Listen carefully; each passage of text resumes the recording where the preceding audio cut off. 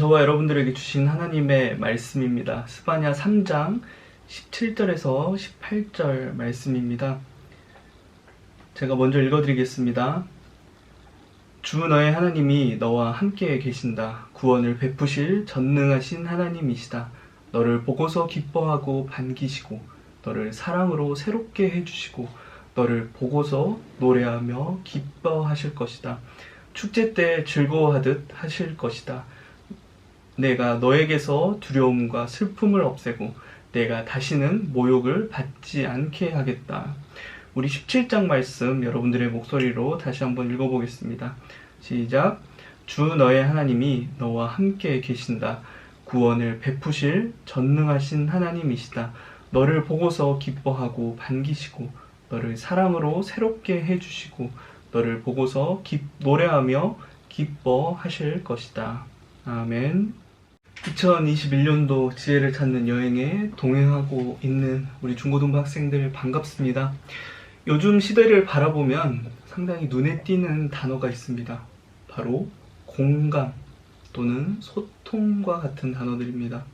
서점을 가서 보면요, 공감 또 소통을 위한 대화법에 대한 책들이 꾸준히 베스트셀러에 올라와 있고요. 상대방의 마음과 감정에 대한 심리적인 연구들이 굉장히 활발히 이루어지고 있습니다. 또 요즘 리더들에게 요구되는 자세도 이전에 카리스마를 가지고 또 권위적으로 이끌어가는 모습에서 이제는 공감하고 또 이야기를 들어주는 또 소통할 줄 아는 함께 가는 모습의 리더, 그 리더의 모습을 요즘 많이 요구하고 있죠. 왜 이러한 모습들이 강조될까를 한번 생각해 보면 예전에는 정보나 또 지식의 그 영역들이 한 사람의 엘리트에게 많이 집중되는 경우가 있었습니다.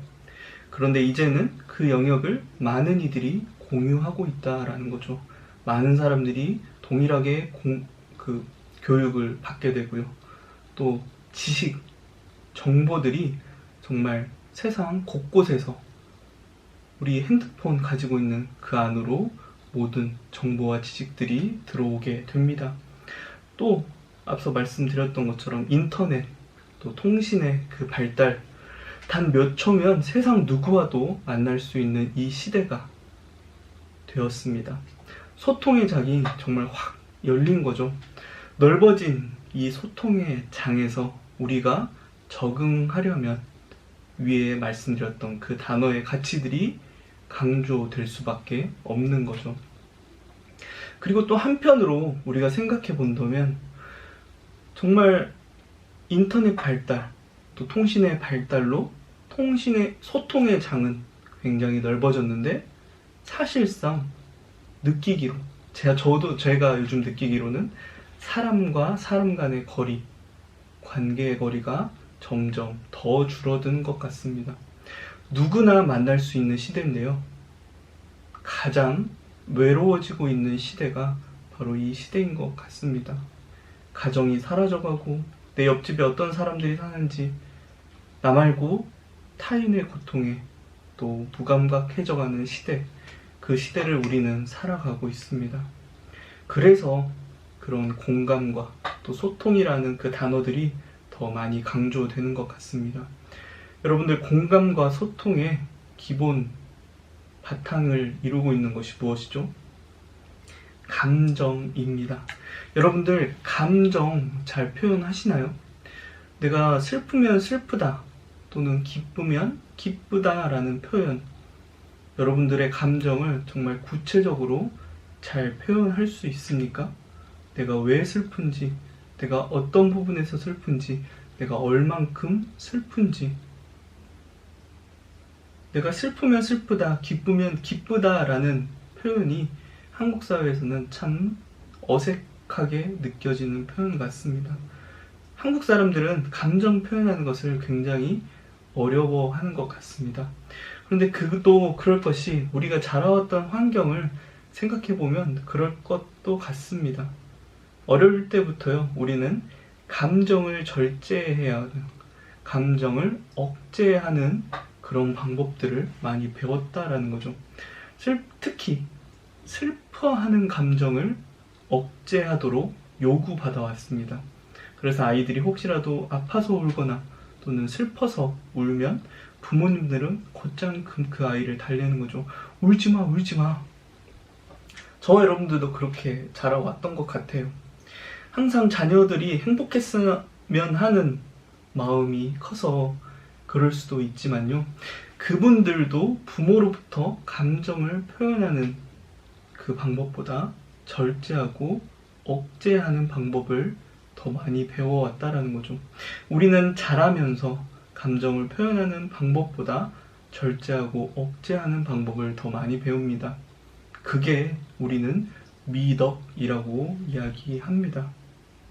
감정을 드러내는 것이 오히려 미덕이 아니라 오히려 부정적인 것처럼 느끼며 살아가는 세상.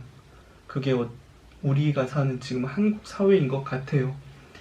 예전보다는 조금 더 많이 나아졌지만 한국의 좀 전반적인 문화가 그렇습니다. 그래서 감정이라는 단어가 상당히 부정적인 단어로 들리죠. 저도 감정적인 사람이라는 이 말에 대한 인식이 이성적인 사람이라는 말보다 더 부정적인 어조로 들립니다. 말씀, 우리 한국교회, 말씀을 강조하고 있는 우리 한국교회에서는 이 감정을 표현한다라는 것에 대한 상당히 부정적인 자세를 취하고 있습니다. 말씀에도요, 감정에 대한 부분들이 상당히 부정적으로 그려지는 모습을 우리가 종종 찾아볼 수 있고요. 또 우리는 많이 항상 듣는 설교를 통해서 많이 이렇게 듣게 되잖아요. 원망하지 말라, 또 미워하지 말라. 그 말씀을 들으면서 우리는 감정이라는 것을 억제해야 하는 것으로 생각하게 됩니다. 많은 한국인들이 그리고 크리스천들이 이 감정을 표현하는 방법보다 억제하는 것을 배우며 자라왔습니다. 그런데 여러분들, 이 표현하는 방법보다 억제하는 방법을 배운 많은 사람들 중에는 자라서 이 감정을 표현하는 일에 있어 어려움을 느끼는 사람들이 많다라는 것입니다. 그리고 그 어려움 때문에 그 결과가 관계에 있어서 많은 문제의 원인이 되기도 합니다. 여러분들은 어떻게 자란 것 같으세요? 그래서 여러분들하고 몇 주간은 이 감정, 이모션에 대한 이야기들을 나눠보려고 합니다. 왜냐하면 하나님께서 우리를 창조하실 때 감정이라는 것도 주셨기 때문입니다. 우리가 감정에 대한 것을 부정적으로 받아들이는, 부정적인 어떤 이미지로 받아들이는 것은 감정을 잘 사용하지 못하는 그런 사람들로부터 우리가 부정적인 어떤 영향을 받아왔기 때문일 것입니다. 그런데요, 감정은 하나님께서 인간에게 주신 정말 소중한 선물이고 귀한 영역입니다. 우리, 특별히 크리스천들은 하나님께서 주신 이 감정이라는 선물을 어떻게 사용해야 할지 잘 알아야 합니다. 그리고 우리는 이것도 알아야 하는 거죠. 무엇보다도 하나님은 감정적인 하나님이라는 사실을요. 많은 성도들, 많은 크리스천들이 오해합니다. 성경에서 하나님은 이렇게 표현되죠. 변치 않는 분이고 또 후회하지 않는 분이고 완전하신 분인데 어떻게 하나님이 감정적이라고 이야기할 수 있습니까?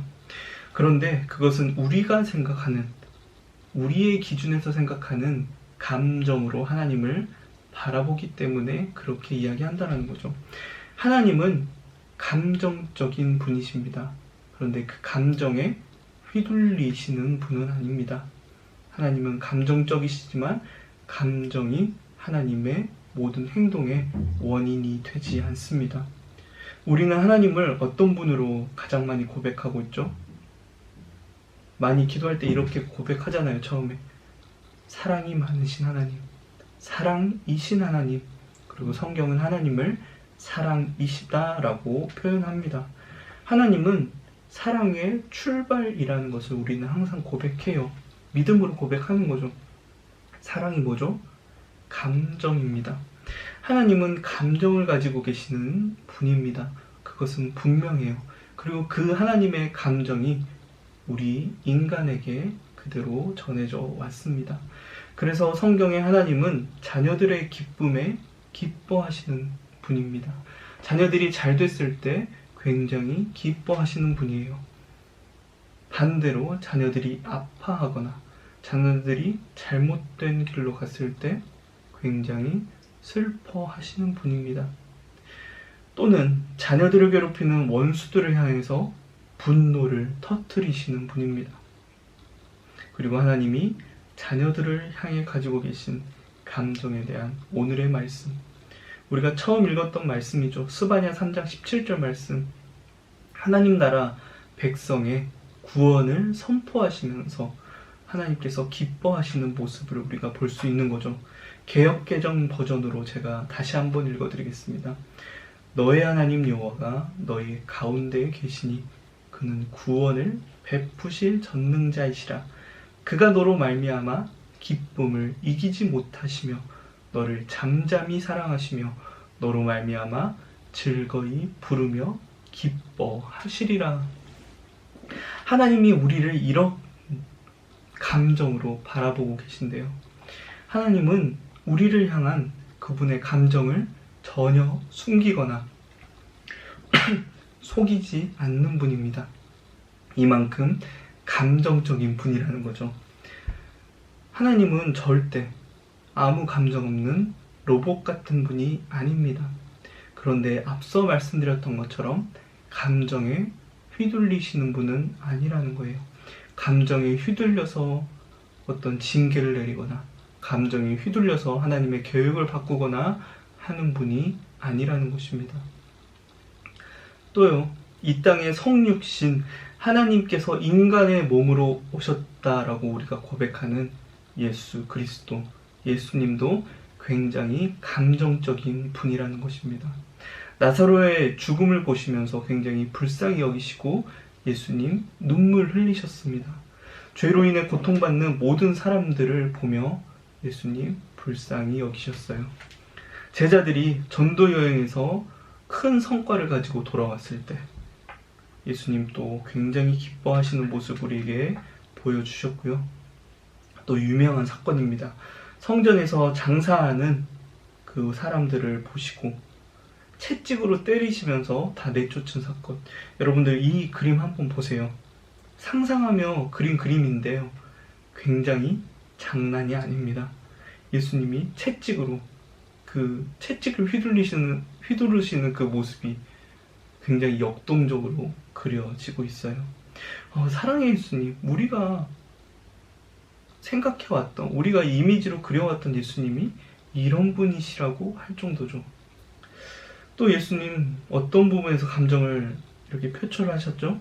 겟세마네 동산에서 십자가 사건을 앞두시고 하나님 앞에서 괴로워하셨고 슬퍼하셨어요. 내가 걸어가야 할 이 길을 하나님 바꿔주실 수 있으면 바꿔주세요 라고도 말씀하실 정도였습니다. 두려워하셨어요. 그런데 그 예수님께서도 그 감정에 휘둘리시는 분이 아니었다라는 것입니다. 그 두려움이 예수님의 십자가를 못 지게 하지 않았다라는 거예요. 감정이 예수님이 행동하는 모든 행동의 시작이 되지 않았다라는 것입니다. 그런데 반대로 인간은 어떻죠? 감정에 휘둘린다라는 것입니다. 많은 행동들이 감정에서 출발합니다. 그래서 감정 때문에 실수하기도 하고요. 남에게 상처 주기도 하고요. 계획했던 것을 갑자기 수정하기도 합니다. 감정 때문에 우리는 많은 문제를 겪게 되는 것입니다. 왜 그럴까요? 아담의 불순종으로 인해 우리의 감정에도 죄가 들어왔기 때문입니다. 죄는 관계를 끊는 역할을 한다고 했죠. 그래서 우리가 죄 가운데 사용되는 감정은 하나님과 이웃과의 관계를 끊는 역할을 많이 하는 것입니다. 그래서 우리에게 필요한 것은 감정에 휘둘리는 것이 아니라요, 감정을 통제하고 사용할 줄 알아야 한다는 것입니다. 성경에서 말하는 감정은, 그 성경에서 말하는 감정을 억제하라는 그 말들은요, 대부분이 죄에서 출발하는 감정입니다. 그리고 죄에서 출발하는 감정과 행동의 기준은 내가 되는 것입니다. 나의 즐거움을 위해 타인을 괴롭히기도 하고요. 나의 슬픔을 감추기 위해 누군가를 속이기도 합니다. 나의 분노를 표출하기 위해 누군가를 죽이기도 한다라는 거죠. 죄에서 출발하는 나를 위해 사용되는 감정은 우리가 억눌러야 하는 감정입니다. 여러분들, 하나님께서 주시는 감정은 억제해야 하는 죄가 아닙니다. 그것을 잘못 사용할 때 죄가 되는 거죠. 그래서 앞으로 여러분들과 이 감정에 대한 말씀을 나눌 것입니다. 하나님께서 주신 감정을 어떻게 지혜롭게 사용할 것인가, 그것에 대해 함께 고민할 것입니다. 오늘 말씀을 통해서 나의 모습을 다시 한번 돌아보시기 바랍니다. 나는 지금까지 감정을 어떻게 사용해 왔을까? 나는 감정을 잘 표현하는 사람인가? 나는 나를 위해서 감정을 표현하진 않았을까? 혹시 그렇게 감정을 잘 사용하지 못했다면, 내가 감정을 잘 표현하지 못했다면, 앞으로 여러분들과 나누는 말씀을 통해서요, 하나님께서 주신 이 감정이라는 선물을 잘 사용할 수 있는 저와 여러분들이 되길 진심으로 소망합니다.